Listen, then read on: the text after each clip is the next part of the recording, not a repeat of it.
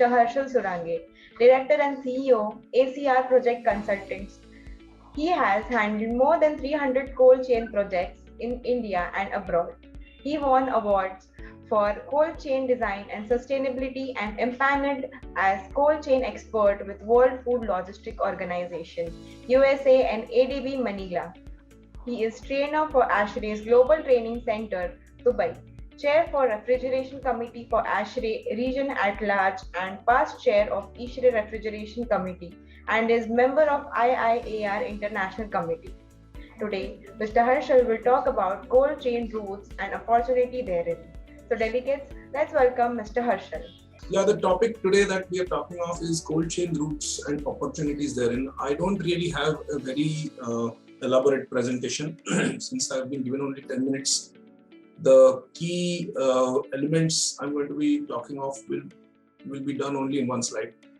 But what I intended to do is to talk more about different. When we talk of cold chain, we all know that it is basically everyone talks about farm to fork. But when we are talking of farm to fork, we don't really mean just one particular line of cold chain. We mean multiple lines of cold chain. So the intent of the talk today is that I would like to put across these different lines of cold chain, and then as we are talking about these lines, we will be discussing about what kind of opportunities come in for those lines. Obviously, cold chain starts off with the farm level activities or the production. That is where the start is. Vikram just mentioned that also earlier, that it basically starts off with the agriculture or the process, wherever it is. There are multiple ways in which cold chain can be looked at.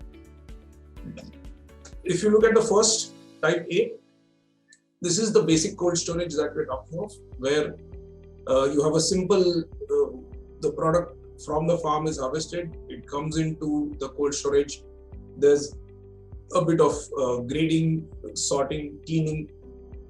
Sometimes there's a drying process, like in potato stores. It comes in, and then it is transported to. It comes to the store, and then after storage, again it comes out, and further in terms of potato, there's a drying store. But this line is basically the simple cold storage line, which could be a bulk cold store or a multi-purpose cold store, depending on the size of the chamber. If you have smaller chambers, it is called as a multi-purpose store. If you have larger chambers, typically single product, it is a bulk cold store. Looking at what kind of opportunities exist in this particular scheme, we could say that the biggest opportunity obviously is in the multi-purpose cold storage.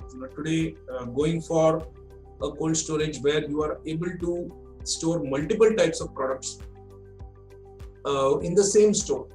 So especially if you are located near any consumption center, there are so many opportunities that you have where products can be stored in a cold storage. And this particular line basically goes into that scheme where either you store a product in a bulk, which is like a potato store, a chili store, or multiple other stores, or you have multi-purpose stores where you have then fruits and vegetables, or dry fruits, spices, and everything. Another interesting opportunity that has come up in this type of store is that multiple new products have started coming in to be stored in a cold storage. Over the last 4-5 years, turmeric has been stored, carrots have been stored in cold storages. Recently, in the last 3-4 years, there is a significant increase in storage of pulses in cold storages, and many areas where there is a lot of pulses are getting cold storages, which are typically the large cold storages, 5,000 tons, 10,000 tons. These are the sizes that go on to having this kind of store. So this is where a simple cold storage, while it is said that cold storage, there's a lot of existing supply of cold storages, but I would still say there's a fair amount of gap, especially where the products have not been properly tagged. Like for example, the pulses, like for example, the turmerics, like for example, so many other products. Raisins are there. There are multiple products which till date have not been stored in cold storages. This is where a significant opportunity still exists. We move to line number 2, which is the pack house. This is again where Vikram recently just mentioned about pack houses. By pack houses itself, it becomes a very big topic of discussion. We could have a 2-hour, 3-hour session talking just on pack houses. But obviously here we are going to be just briefly mentioning. When we talk about pack houses, what we are really doing is we are considering fresh fruits and vegetables or horticulture produce, so to say, where the product comes in. There will be a process of grading, sorting, and there will be a process of pre-cooling. When we do pre-cooling, we are basically trying to bring down the temperature of that product to its right temperature in a very short span of time. This short span could be as small as 1 hour, like for strawberries, or maybe 6 hours, like for grapes and pomegranates. This is where pre-cooling quickly brings down the temperature and extends the life of that product very significantly. There's also a ripening process in that, where we undertake scientific ripening of any product, like mangoes, like bananas.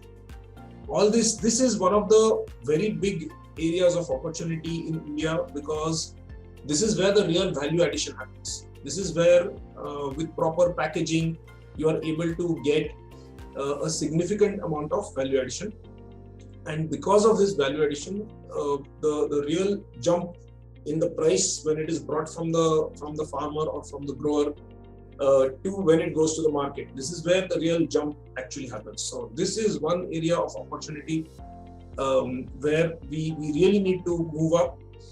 The only concern that has been there in this line is always about the business model, because a pack house will typically be created for a particular type of product or a certain set of products which are locally grown.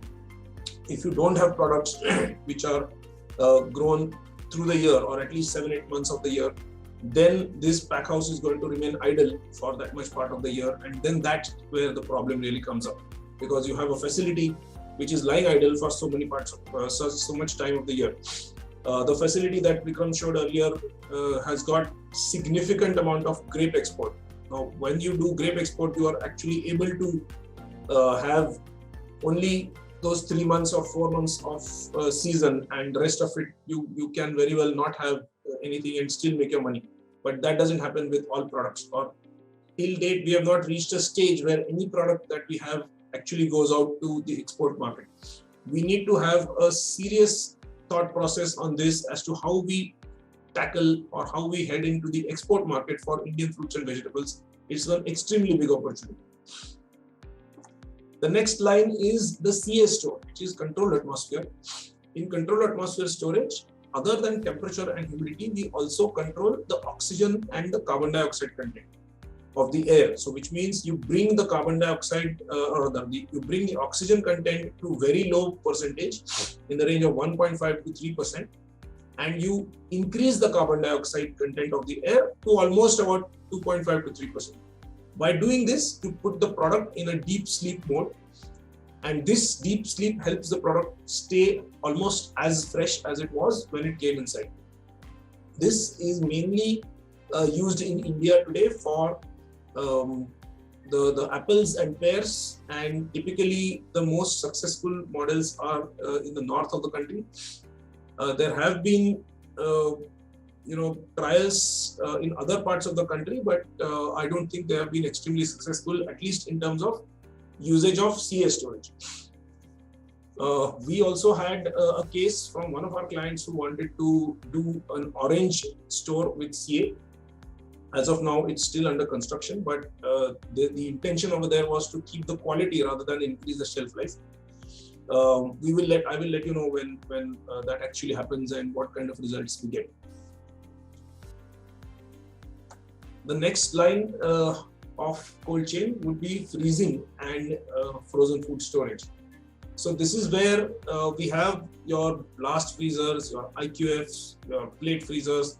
So all of the industry that goes in with freezing, which is the meat industry, the fish industry, the poultry, the frozen fruits and vegetables, all of these which is when we say frozen fruits and vegetables, typically they go into slicing and dicing, and that's where the product is then blanched, and then it goes into the IQF. It is frozen, and then it is either goes into the local market or export. The bigger demand, of course, is for the export market. This is where again the opportunity for India today obviously is very large in terms of the poultry and the meat and the fisheries and all that, because that's where we have high in terms of growing. But again, fruits and vegetables is a big opportunity even in the freezing section, like it is in the packhouse section. So either you can export your products in the fresh mode, or you can export them in the frozen mode. Both opportunities exist, and fruits and vegetables is one of the biggest areas where India really needs to grow up to the global market. If we are able to do that, we are number 2 in the world in terms of production. So we really can do a good job in this particular line. The last 2 lines, one is the pre-frozen line, which is more like the ice creams and the butters and all, where the pre-processed food actually comes from the factory itself, and it comes in pre-processed and frozen condition. Then it is simply put into the store through reefer transportation, and it finally goes into the final position, which is, if you see, the supermarket. The last line being processed and packed food, which is ventilated or air-conditioned storages. Now, this is where you have products like chocolates, like tobacco, which don't really need very low temperatures. They are okay being with in the 20-25 degrees, or sometimes even 15 to 20 degree range. This is where these products come in. So when we talk of cold chain, we don't really talk of any one line. All these lines effectively become cold chain. You would see they start from the farm level. They go through this process. There is a transport element, there is a reefer transport element, and there is the distribution center or the supermarket or the retailer, wherever is the final selling point. This cold chain ends at the distribution center, because typically, or at least the control over cold chain, I would say, ends here, because it's very difficult to control the part after this. Once somebody has bought a product, it's up to the consumer to really maintain it. But what is under control is this level. So there are opportunities, I would say, in practically every line of cold chain available. And if anyone over here has any interest in taking it ahead, you can always connect at a later stage, and we can take it up. So thank you once again to the organizers for having me over and having this panel discussion. Thanks a lot.